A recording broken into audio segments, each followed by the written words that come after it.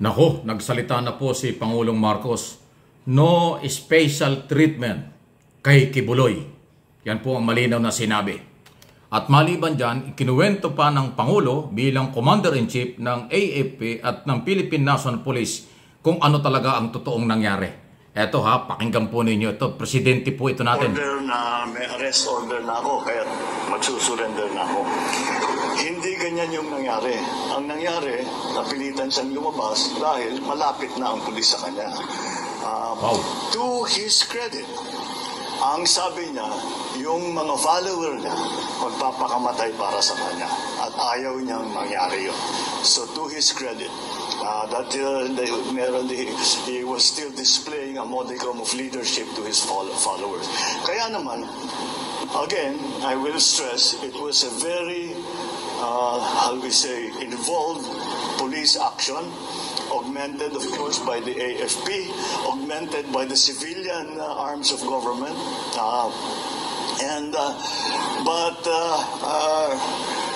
it was, once again, it was really through the efforts of what our policemen did.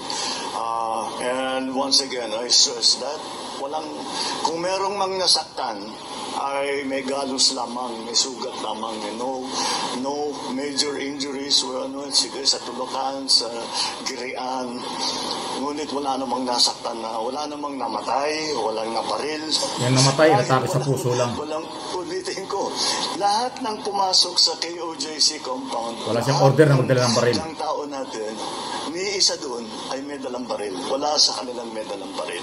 Dahil hindi mo na malaman kung may dalang baril, iba yung nagiging usapan. Ang instruction ko sa kanila, wala akong gusto masaktan. Hindi ko naman gusto masaktan yung mga member ng KOJC. Dahil tinutulungan lang nila yung kanilang sinusundan na leader. Okay, bakit natin sila sasaktan? Ba't pa tayo magdadala ng baril? So, gano'n na lang. And so, again, this is how it should be done. You can't do this without hurting anyone. You can't do this without shooting anyone. That is what police work is meant to be. And this is police work at its best. Kaya congratulations sa lahat ng ating mga kapulisan, yung na-involved, yung behind the scenes na na-involved, ang ating Chief PNP ay talagang all the time, araw-araw nagre-report sa akin, sometimes 2-3 times a day, kung ano yung mga pangyayari doon sa Davao. So, it is really with some relief that I can say that at least this phase of that operation is now over, and we now leave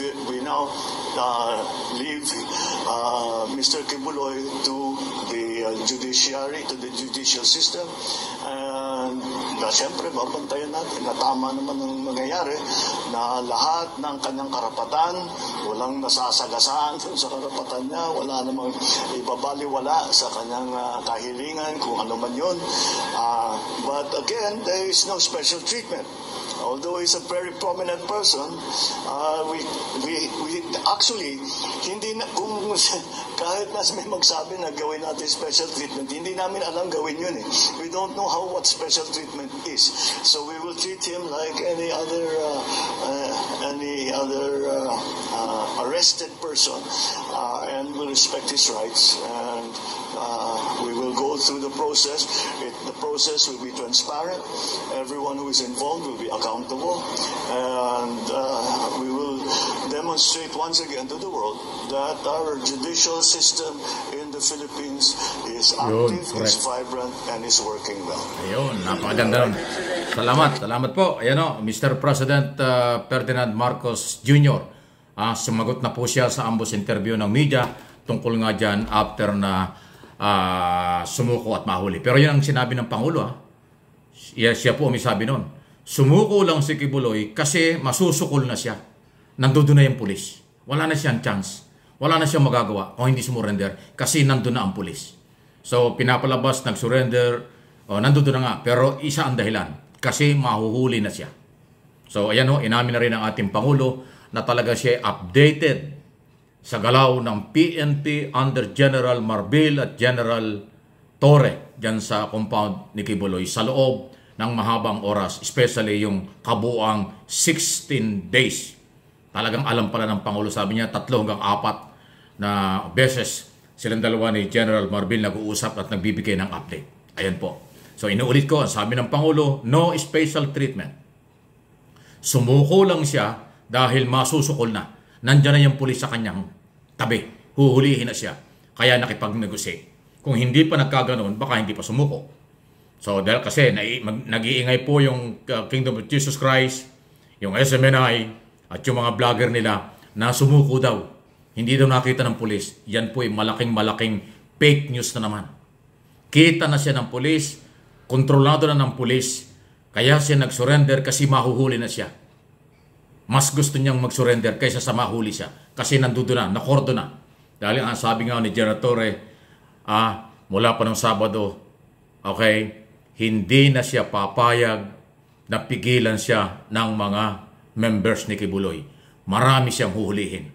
Dahil kaya siya nagsabi ng ganon, alam na niya kung nasa saan lugar. At pupuntahan na nila. Kaya nga nung malaman ni Kibuloy at ng kanyang mga abogado, nandiyan na, kontrol na ng pulis. Biglang nag-offer ng surrender. At yun ho ang sinasabi ng ating Pangulo. Commander-in-Chief ng AFP, Commander-in-Chief ng PNP, inuulit ko, so yan ang totoo. Diyan tayo maniniwala. Huwag kayong maniwala sa mga fake news, propaganda ng kabila. Until now, hindi sila tumitigil. Patuloy pa rin sinisiraan ng pulis, patuloy pa rin nila sinisiraan ng gobyerno at pinalalabas pa nila na tama ang ginagawa ni Kibuloy. Oh my God. So, wala na tayong magagawa doon. Sarado na ang kailang kaisipan. So, ayan. At sinabi rin ng Pangulo na ipakita natin sa buong mundo, rule of law, ang batas sa iiral. Si Kibuloy ay may kasong sexual abuse, pang-aabuso sa kababaihan. Merong qualified human trafficking. Maraming mga batang naging biktima ng bailable offense yan. At ngayon ay kontrolado na sila. Kasama yung kanyang 4 na mga co-accused or kasama rin po. Sama-sama sila dun sa custodial center kung magkaibang kulungan pero isang compound dyan sa Campo Crame. Si Kibuloy, magkapatid na Canada, si Sylvia at saka si Jackie Roy. Yan ang sinasabi ng Pangulo. So pinapurihan ng Pangulo ang lahat, especially ang pulis at militar. At siyempre, sinabi niya, ayaw din naman niya na magkasakitan. Ayaw din niya na may mangyari sa mga member ng Kingdom of Jesus Christ. Sabi niya, walang namatay. Pero ang namatay doon kasi ay dahil inatake sa puso. Hindi kasalanan ng pulis yun. Hindi rin kasalanan yun ng gobyerno. Sakit sa puso yun eh. Walang insidente ng putukan. Walang mas madugong karahasan. Although doon sa presentation ng pulis, sila yung naharas. Sila yung kinapkapan. Sila yung binato ng monoblock. Sila yung binusa ng tubig. Sila yung pinagmumura. Sila yung dinuro-duro. Sila yung pinersonal na kung ano-ano mga sinabi nila laban kay General Torre at iba pa. So ayan po. Madalit sabi, nagsalita na ang Pangulo. Yan ang totoo. Base sa nakareport sa kanya o nakarating sa kanyang impormasyon. At siyempre ang lahat ng authority magre-report sa Commander-in-Chief. At yan na nga po nagsalita na sa publiko. Sa publiko. Kaya maniwala kayo sa ating Pangulo.